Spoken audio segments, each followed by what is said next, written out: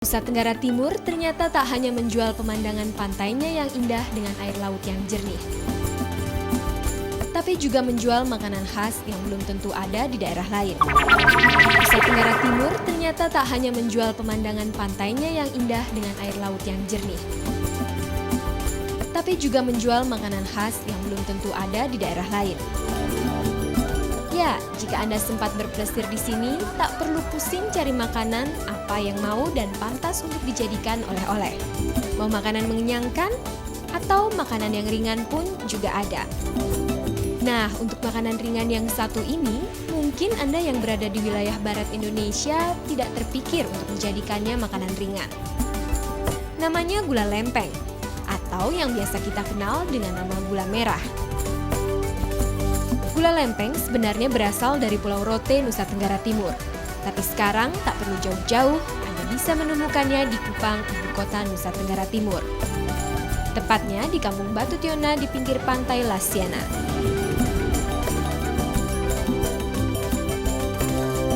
Kebetulan Ruben dan istrinya yang berasal dari Pulau Rote tinggal di Kupang.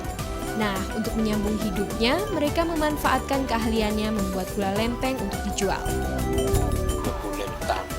Iris dari tahun lahir 57, beta 9 tahun juga belajar dua, iris 2, 15 tahun juga terauk, pemasa sendiri, terauk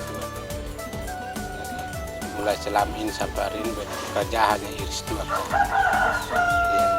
Biar musim hujan termana pun sudah bisa lepas juga, karena hidup itu sana.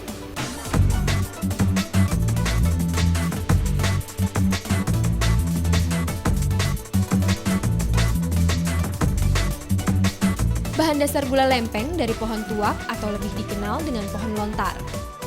Pohon ini memang banyak manfaatnya. Selain sebagai bahan gula lempeng, peralatan yang digunakan untuk proses pembuatan gula pun diambil dari pohon ini. Daun misalnya, digunakan sebagai haik untuk wadah nira lontar. Sebelum dipakai untuk menaruh nira, haik harus diolesi dengan sabun biar nira jernih. Setiap hari, pagi dan sore, Ruben biasa memanjat pohon hingga 30 pohon untuk mengambil nira. Istilahnya mengiris tuak. Wah, tapi ternyata itu nggak masalah buat Ruben.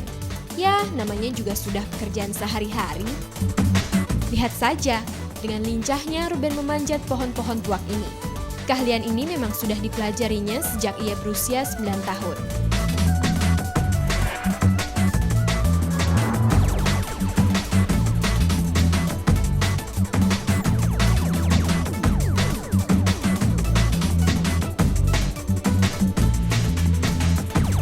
Selanjutnya, nira langsung dibawa untuk dimasak oleh Antoneta istrinya. Nira dimasukkan langsung dalam periuk dan dimasak sampai mendidih. Sekali waktu, air ini harus diaduk supaya air yang naik tidak tumpah. Nah, busa-busa yang muncul ini harus dibuang. Kemudian rebusan nira diberi lemak sapi secukupnya. Untuk taruh di tuak yang gula supaya dia ini sabun hilang. Iya, rasa sabun dia punya bau itu hilang. Iya, hitam kalau taruh lemak banyak dia hitam. Kalau taruh sedikit sama dia macam begini. Nah, busa sudah tidak banyak lagi. Selanjutnya tinggal menunggu matangnya. Tapi api harus tetap dijaga menyala. Jangan sampai api mati.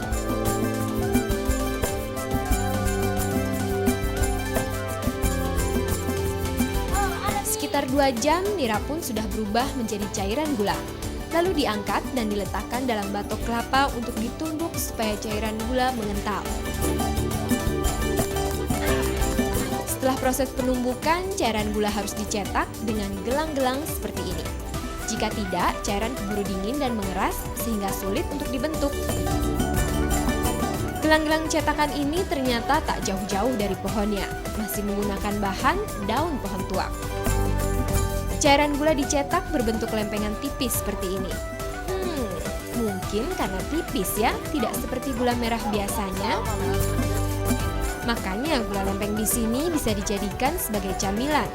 atau bisa juga dijadikan sebagai makanan pengganjal perut. Konon, gula lempeng cukup ampuh untuk mencegah dan mengobati penyakit MAH.